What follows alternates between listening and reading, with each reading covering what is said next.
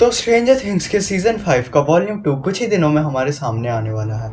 ऐसे में क्यों ना वॉल्यूम 1 के बारे में थोड़ी सी बातें कर ली जाए, वॉल्यूम 2 के लिए हाइप बनाने के लिए और वॉल्यूम में क्या हुआ उसको फिर से याद करने के लिए।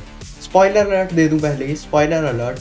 अगर आपने स्ट्रेंजर थिंग्स के सीजन 5 का वॉल्यूम 1 अभी तक नहीं देखा है तो पहले जाके उसे देख लें, फिर इस वीडियो को देखें, क्योंकि अगर आप इस वीडियो को देखेंगे तो वहाँ पर जो हुए हैं उनके मेजर इवेंट्स आपको पहले ही पता लग जाएंगे।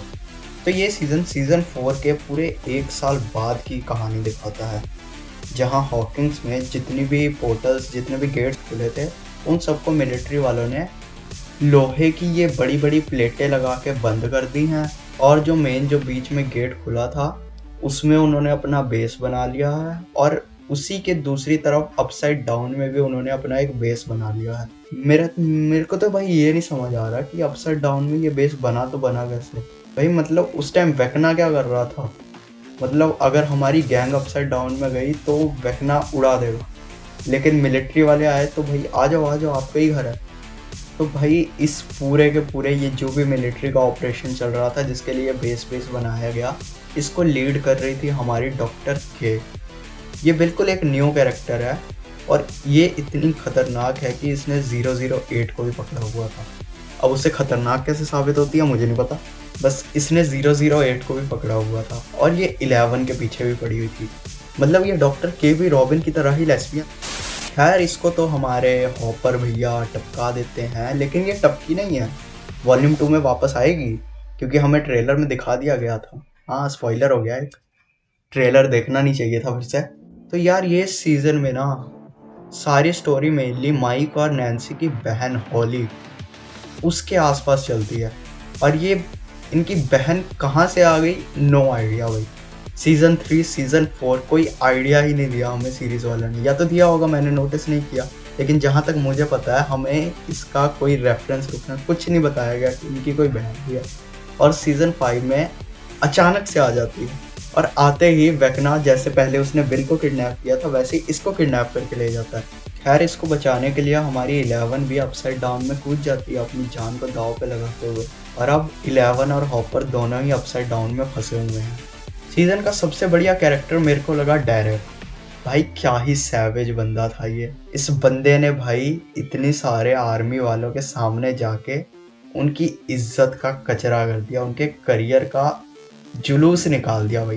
भाई बहुत सैवेज कैरेक्टर है यार ये। इसके सामने चाहे इसकी मम्मी आ जाए, चाहे इसकी बहन आ जाए, चाहे एक बच्चे किडनैप करने वाली औरत आ जाए, या पूरी मिलिट्री फोर्स भी आ जाए, ये सबकी बजा देता है भाई। पहले तो ये बहुत ही शैतान था, लेकिन फिर ये अपनी गैंग के साथ मिलकर भक्ति के मार्ग पे चल गया और बच्चों को हमारे वेकना से बचाने के लिए अपनी जान को दांव में लगाने को तैयार हो गया। खैर वेकना को तो 12 बच्चे चाहिए थे, और वो इस सीज़न के लास्ट में 12 बच्चों को किडनैप करके ले भी जाता है। अब वॉल्यूम 2 में देखा जाएगा कि वो इन 12 बच्चों के साथ क्या करेगा। खैर लास्ट में जाते जाते वेकना एक अच्छा काम ज़रूर कर जाता है। वो विल को ये याद दिलाता है कि तू कितना निकम्मा, कितना बेरोजगार है, और यहीं पे होता है हमारे विल का एपिक कमबैक।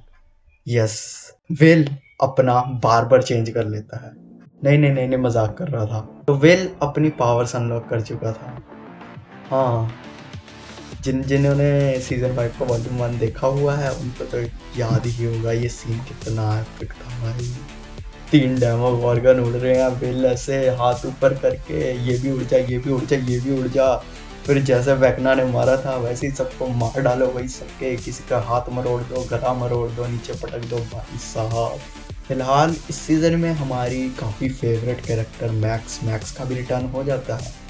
अब हम देखते हैं कि मैक्स जो है वैसे तो हॉस्पिटल में पड़ी हुई है, लेकिन वो वेकना की यादों में गुम हुई है।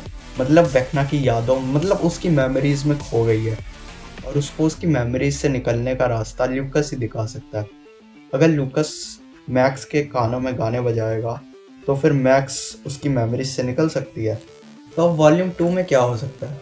वॉल्यूम 2 में हो सकता है कि वेकना उन 12 बच्चों के साथ क्या करने वाला हो, उसका आगे का प्लान क्या है वो हमें बताया जाए, और हमें अपसाइड डाउन के सीक्रेट के बारे में भी थोड़ा सा बताया जाए कि ये अपसाइड डाउन कैसे क्रिएट हुआ, इसके पीछे का सीक्रेट क्या है। और भाई जब मैं ये वीडियो शूट कर रहा था ना, इसके जस्ट पहले मैंने एक रील देखी और मेरे को एक स्पॉइलर मिल गया कि वॉल्यूम 2 में एक बंदा उड़ने वाला है। वो मैं इस वीडियो में चलो बता ही देता हूँ। हमारे फेवरेट स्टीव चचा उड़ने वाले हैं इस वॉल्यूम में, या अगले वॉल्यूम में भी हो सकते हैं। बस इस सीज़न के लास्ट में स्टीव चचा उड़ने वाले हैं, इतना पता लग गया क्योंकि डफर ब्रदर्स का इंटरव्यू हुआ था और उसमें उन्होंने बक दिया कि स्टीव चचा उड़ने वाले हैं। अब वॉल्यूम 2 में शायद 11-008 और विल वर्सेस वेकना होगा, जहाँ पे हमें मोस्ट प्रोबेबली वेकना हारता हुआ ही दिखना चाहिए। ऑडियंस की तो यही उम्मीदें हैं, वरना अगर वेकना ने अगर ये तीनों मिल के भी वेकना के सामने आ गए और वेकना ने फिर भी इनकी बजा दी ना, फिर तो भाई कोई होप ही नहीं रहेगी वेकना को हराने की। तो चलिए मैं मिलता हूँ आपसे अगले वीडियो में, तब तक के लिए बाय टाटा सी।